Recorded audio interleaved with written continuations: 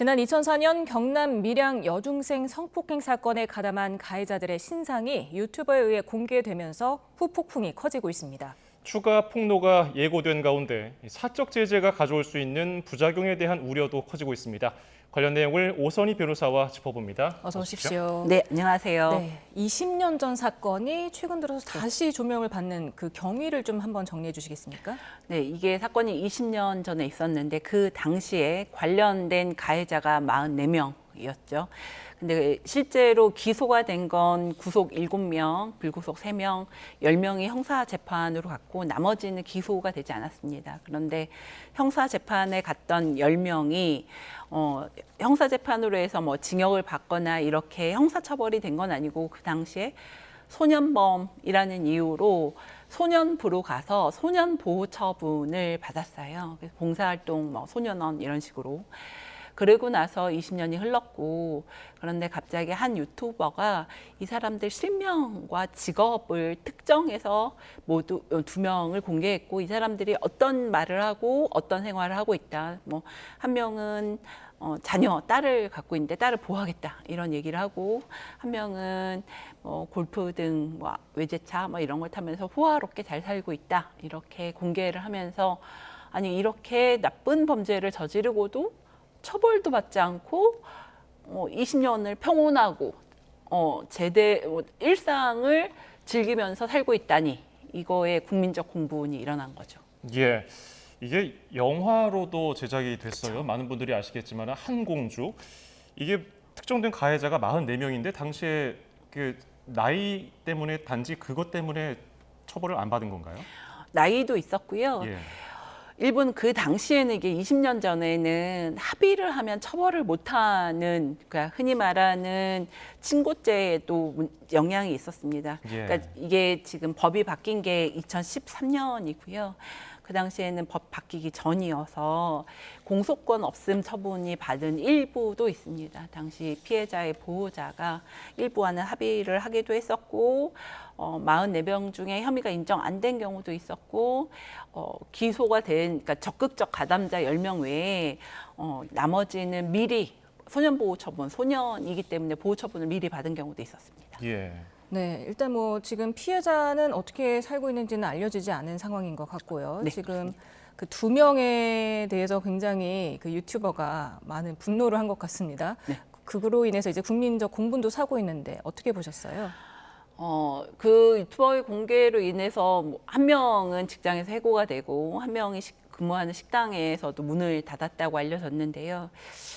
일단은 첫 번째로는 저도 국민의 한 사람으로서 이런 사건을 보면 되게 안타깝습니다. 특히 이제 국민들이 우리가 분노하는 포인트는 왜 저렇게 그러니까 4명 단위고 44명이 1년이나 지속되는 시간 동안 피해자가 당시 중학생이었는데 이런 피해를 가하고도 흔히 말하는 죗값 치르지 않고 근데 성인이 돼서 자기 딸 얘기하는 상황까지 있는데 이게 뭐냐 이거거든요.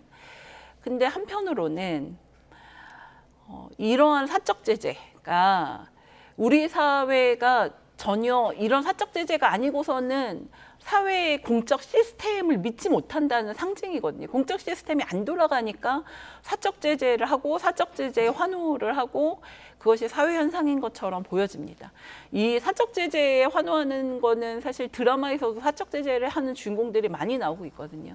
사적 제재가 마치 공적 시스템의 대체제인 것처럼 인정받는 것 같아서 사실은 변호사로서는 그것이 되게 안타깝고 위험하다는 생각도 하고 있습니다. 예, 법률가로서 아마도 법과 또 어떻게 보면 사적 제재 그런 면에서 고민이 또 많은 생각을 하셨을 것 같기도 해요. 유튜버에 따르면요, 그러니까 가해자 신상을 공개한 유튜버에 따르면은 아직 신상을 폭로하지 않은 일부 가해자들이 사과하고 모든 걸 털어놓겠다. 다만 본인 신상은 좀 공개하지 말아달라 이렇게 호소했다고 하는데 어떤 내용입니까? 지금 유튜버가 지금 44명 중에 2명 발표했고 나머지는 다 알고 있다 이렇게 말을 하고 있거든요. 근데 예. 나머지 관련자들이 자기한테 연락을 하고 있다. 근데 이것이 뭐 진실인지 아닌지는 모르겠지만 일부 진실이 포함되어 있을 거라고 생각은 하고 있고요. 나머지 관련자들 입장에서는 이것이 밝혀질 경우에 지금 그 사람들이 20년 전 사건이어서 그 당시 고등학생이면 지금 다 성인 30대 예. 40대 뭐 이렇게 돼 있을 것이어서 이 사람들도 가족을 이루거나 뭐 결혼을 했거나 자녀가 있거나 이럴 상황이어서 자신의 신상만을 밝히지 말아달라고 연락을 하고 있다고 합니다. 네, 뭐 이게 이제 하나의 문제는 이 사람 자체가 단죄받는 것과 변론으로 이 사람의 가족들은 함께 피해를 받는 것이 아닌가에 대한 고민이 좀 있는 거죠. 네. 그렇게 국민들은 많이 이렇게 공감을 해주시는 것 같긴 하지만 일단 유튜버가 사적 제재를 하는 게 법적으로는 사실 처벌을 받을 수 있지 않겠습니까? 명예훼손으로요? 어떻게 예상하십니까? 명예훼손은 뭐 너무 당연히 되고요. 더군다나 이게 그냥 단순히 이렇게 사람들이 개인적으로 모여서 하는 게 아니라 유튜브라는 정보통신망을 통해서 하는 거기 때문에 형량도 높습니다. 다만 이게 사실이고 자신이 공공의 이익을 위해서 했다 이런 경우에는 형법 310조에 의해서 위법성이 없다고 뭐 얘기를 해볼 수는 있겠는데 기본적으로 범죄 사실, 전과 뭐 이런 것에 대해서 말하는 것은 명예훼손이 된다는 판례들은 있습니다. 처벌이 어느 정도 높죠? 이제 이것이 워낙 뭐 만약에 피해자나 뭐 국민들이 타눠서 쓰고 이런다고 하면 보통은 벌금형 정도로 예상할 수 있을 것 같습니다. 예. 그런가 하면은 그 밀양 사건 당시 가해자 부모들의 발언이 또 그렇죠. 알려지면서 공분이 일고 있는데 어떤 말을 전했습니까? 피해자에 대한 비난인데요. 피해자뿐만 아니라 우리도 피해를 입었다. 그리고 여자가 가해자 쪽에서요. 가해자 부모가 우리 피해는 왜 생각해주지 않냐? 예. 또 하나는 여자가 유혹을 하면 뭐 여기서 표현은 뭐 꼬리치면 안 넘어간 남자가 어딨냐? 아하. 이러에 대해서 이게 이제 전형적으로 가해자가 피해자를 비난하는 얘기죠. 왜 여자가 꼬리쳤다? 그러니까 피해자를 마치 우리 흔히 말하는 꽃뱀이라고 하는 여자 피해자 책임론. 여중생, 예, 피해 그렇게. 여중생한테. 예. 그래서 피해자가 행실을 똑바로 했다면 뭐 이래서 피해자에게 책임을 부과하는 얘기를 했고 그 당시부터 이것은 굉장히 문제가 됐던 얘기입니다. 네. 그런데 또 가해자를 옹호했던 경찰까지 또 재조명이 됐습니다. 그렇죠. 그 부분도 설명을 해주시죠. 그 당시에 그 밀양의 물을 피해자 때문에 다 흐렸다. 뭐 이렇게 해서 피해자를 또 비난했던 경찰이 있었고요. 네, 이거 피해자는 밀양 사람이 아니었죠. 네. 근데 밀양 지역을 피해자가 다 흐려놨다 이런 얘기를 해서 사실은 이 경찰이 공개적으로 사과한 적도 있습니다. 예.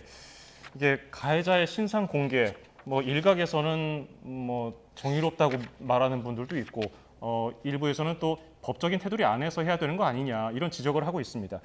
뭐 이렇게 이런 사건 사고가 알려지면은 가해자로 특정되는 사람에 대해서 신상 공개가 계속해서 지금 이어지고 있는데 이렇게 대중이 호응하는 것에 대해서는 어떻게 좀 보십니까? 기본적으로 우리 사회의 사법 시스템이 신뢰를 받고 있지 않구나가 제일 중요한 문제인 것 같습니다. 예. 우리가 죄를 지으면 우리나라의 사법 시스템 분명히 이 죄를 저지른 만큼 단죄를 한다. 그러니까 사적 제재 필요 없어. 이게 믿음이 가야 사람들이 저렇게 사적 제재하는 거 잘못한 거 아니야라고 생각을 할 텐데 우리는 죄를 져도 빠져나간다. 죄를 져도 처벌이 돼도 너무 약하게 한다. 이런 생각들이 있기 때문에 부족한 건 개인적으로라도 저렇게라도 해결해 줘야 덜 억울하지 않을까. 이게 배경에 있거든요. 이거는 사실은 뭐 저도 마찬가지지만 사법 시스템의 관여자 모두가 고민해야 될 지점이라고 생각하고 분명히 잘못한 게 있으면 잘못한 만큼 책임지게 하는 것 이게 정의라서 그 정의가 국가 시스템 안에서 제대로 돌아가게 하는 것이 제일 중요한 시점이 됐다 이런 생각은 듭니다. 네, 알겠습니다. 다음 주제로 한번 넘어가 보겠습니다. 가수 김호중 씨 이후에 당분간 연예계 이런 뉴스는 없을 줄 알았는데 또 음주 사고가 있었습니다. 장군의 아들 배우 박상민 씨 음주운전 적발 소식이 들렸는데 그것도 전해주시죠. 네, 박상민 씨가 얼마 전에 음주운전하다가 집 근처에서 자신의 차를 운전하다가 잠든 상태로 발견이 돼서 주변의 주민의 신고로 음주운전으로 단속이 됐습니다. 차 안에서 잠들었는데 혈중 알코올 농도가 면허 취소 수준이었고요. 근데 지금 이게 처음이 아니고 지난 1997년과 2011년에도 단속된 적이 있었기 때문에 국민들이 많이 비난을 하고 있습니다. 예, 이때는 한참 그 가수 김호중 씨 네, 맞습니다. 음주운전 관련 얘기로 떠들썩할 때였는데 이렇게 또 같은 기간에 사고가 났습니다. 이러면은 세 번째니까 네. 이게 음주가 습관이 아니냐, 음주운전이 습관이 아니냐 이런 얘기도 나오던데요.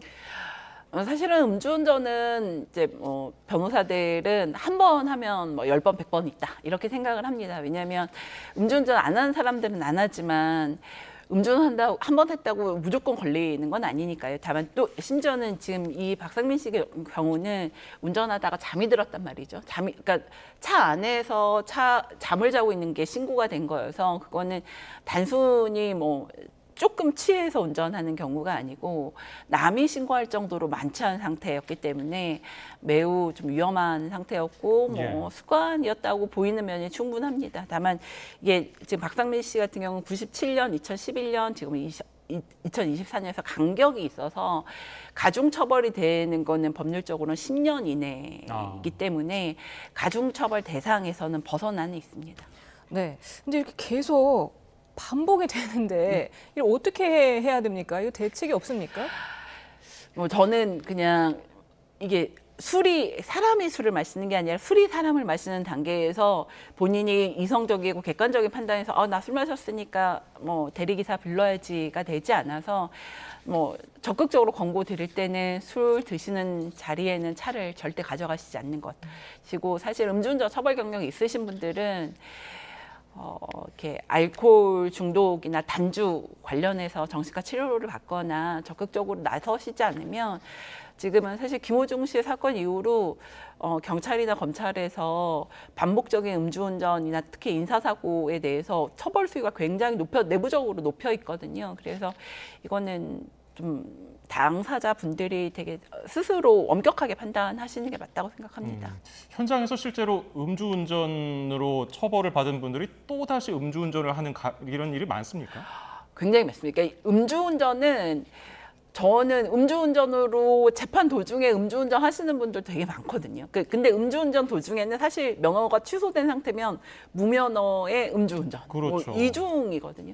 이러신 분들도 되게 많아서 그때는 정식으로 재판이 단순히 벌금 재판이 아니라 법정에 나가는 정식 재판을 받고 징역형을 구형받고 이러시는데 그래도 또 음주운전을 하기 때문에 실제로 그런 경우는 대부분 실형이 선고돼서 구속되는 경우도 굉장히 많습니다. 네, 근데 중대음주운전 범죄자의 차량 압수나 몰수 이런 거에는 좀 해당이 안 되는 건가 보죠? 지금 이게 법으로 만들어진 건 아니고 작년 7월부터 검찰과 경찰에서 코로나 이후에 하도 음주운전이 늘어나니까 기준을 세운 거거든요. 그래서 5년 내 3회 이상 그리고 인사사고가 중대하게 있는 경우에서 몇 가지 기준을 세워서 하는 건데 이게 차량이 음주운전이라는 범죄에 사용된 도구거든요. 이를테면 살인할 때 칼을 사용했다 그러면 칼이 범죄의 도구여서 몰수를 하는데 그런 것과 유사하게 음주운전에 사용된 차량을 압수하겠다,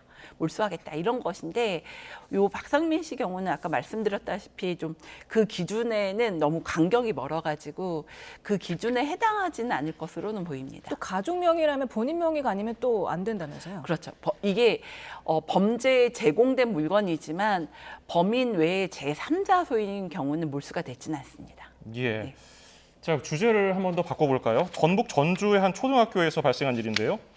한 학생이 3학년짜리 학생이었습니다. 담임 교사와 교감을 폭행하는 일이 있었는데 어떤 사건이었습니까? 네, 이 학생이 초등학교생이 무단으로 학교에서 나가려고 하는데 교감 선생님이 이것을 제지하고 학교에서 무단으로 나가지 못하게 하려니까 교감 선생님의 뺨을 때리고 교감 선생님의 팔을 물고 침까지 뱉었던 것이 알려지면서 굉장히 문제가 되었습니다. 이게 학생이 어리고 교감 선생님이 이걸 제지하지 못하시고 사실은 그대로 학생의 가해 행위에 대해서 예. 피해를 입고 지금 관련 영상이 결국에는 나가고요. 네 예. 그대로 그냥 학교를 나가는 거를 포기하고 보시는 영상이 밝혀졌고 알려진 바에 의하면 이 학생이 이것이 처음이 아니고 담임 선생님한테도 계속 그래 왔던 것으로 알려졌습니다.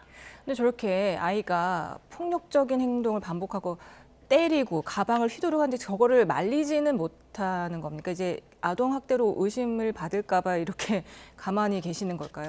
이게 이제 처음 있었던 일은 아니고 이 아동이 강제 전학을 통해서 이 학교로 전학 온 학생이었고 사실은 이날이 첫날이 아니고 지난달에 전학을 와서 담임 선생님한테도 이런 폭력들이 있었고 제지하는 과정에서 학부모가 보호자가 담임 교사한테도 오히려 아동학대라고 항의하는 과정들이 있어서 학교 측에서는 학생의 교육 과정이 오히려 부모가 아동학대라고 이미 지금 주장이 되어 있으니까 더 이상 제지를 못하고 지금 교감 선생님도 제지를 해봤자 아동학대라고 말한다는 게 경험적으로 알고 계시니까 지금 저렇게 포기를 하고 아이가 나가는 거를 그냥 지켜보고 계셨던 것 같습니다. 예. 그런데 이 일이 있고 나서 저 학생의 학부모가 학교에 와서 담임 교사를 또 폭행한 것으로 알려져서 논란이 커지고 있는데 네. 이거는 뭐 법적인 제재가 없습니까? 어머니가 지금 예. 학생의 어머니가 교사를 폭행한 거는 뭐 이건 당연히 제재가 되고요. 왜냐하면 어머니는 14세 이상의 성인이니까 당연히 제재가 되고 어머니에 대해서는 다른 사건에 비해서 더 엄한 처벌이 예상이 됩니다. 뿐만 아니라 지금 이 어머니가 아이가 하는 행동에 대해서 제지를 하거나 교육을 한 게 아니고 오히려 아이를 학생을 교육하려는 선생님들을 폭행한 거거든요. 그런 거기 때문에 어머니의 그 교사에 대한 폭행은 죄질의 평가에서도 굉장히 나빠서 다른 폭행 사건보다 형량이 더 많이 나올 것으로 생각은 됩니다. 네, 아이가 보니까 잠깐 봤지만 좀 치료를 받아야 하는 것으로 보이는데 이것도 부모가 동의를 하지 않았다면서요? 네, 그래서 학교에서 학부모 연담을 통해서 학생에 대한 자녀에 대한 치료 등을 권했는데 그거 거절하고 오히려 교사에 대해 선생님에게 더 공격적으로 말하고 뭐 아동학대라고 그러고 선생님을 비난하고 치료 거부하고 이렇게 행동을 했기 때문에 이런 행동들이 지금 계속 지속되고 오히려 교감 선생님까지 나섰는데 교감 선생님도 때리고 뭐 침을 뱉고 욕설을 하고 이게 지속이 된 거죠. 예. 학부모 측이 오히려 교사들이 아동학대를 한 거다. 네, 내 그렇겠죠. 아이에게. 그렇게 얘기를 했는데 그런 근거가 있습니까? 없죠. 그러니까 교사는 지금 선생님들은 어떻게든 아이가 학교에 남아서 이런 행동들을 하지 못하도록 지금 교육을 시키고 학교에서 조퇴하지 않고 학교에서 수업을 받도록 하는데 이게 지금 아동학대라고 하는 거니까요. 이거는 보호자가 심각하게 좀 현실 인식을 좀 잘못하고 계신 게 아닌가 이런 생각이 듭니다. 네. 네, 저렇게 어찌 보면 모욕적인 네. 화면을 공개하면서까지 학생의 치료를 좀 이렇게 우회적으로 압박하기 위해서 저런 영상을 공개한 거 아닌가 싶기도 합니다. 학부모 동의가 없으면은 기본적으로는 치료가 불가능하다면서요? 네. 그러니까 학부모가 지금 보호자잖아요. 법률적 보호자니까 지금 지금 미성년자에 대해서 타인들이 병원에 강제로 가라 이럴 수는 없어요. 이럴 수는 없으니까 보호자가 치료가 필요한 아이를 치료를 하도록 해야 되는데 이게 지금 여론과 언론 통해서 학생을 치료를 받도록 하고 지금 그 전북 교육청에서 학부모를 방임 아동학대로 지금 고발을 했다고 하고요. 이것은 치료를 필요한 자녀를 자기가 보호를 하는 보호 아동을 치료하지 않은 경우는 방임죄에 해당하긴 하거든요. 예. 이거는 판례가 있어서요. 그래서 치료를 하도록 간접적으로 압박하려고 하는 노력으로 보입니다. 예, 말씀하신 대로 전주교육지원청이 이 학부모를 교육적 방임에 의한 아동학대로 경찰에 고발을 했거든요. 네. 그렇게 되면은 아동학대로 판명이 되면은 보호자 동의 없이 치료가 가능하다는 얘기인데 네. 이게 기간이 좀 걸릴 거 아닙니까? 그렇죠. 수사와 재판을 간다고 하면 뭐 아무리 짧게 생각해도 6개월 이상 걸리기 때문에 그 과정도 사실 심각할 거여서 아동보호기관에서 좀 적극적으로 개입을 해야 되지 않을까 이런 생각은 듭니다.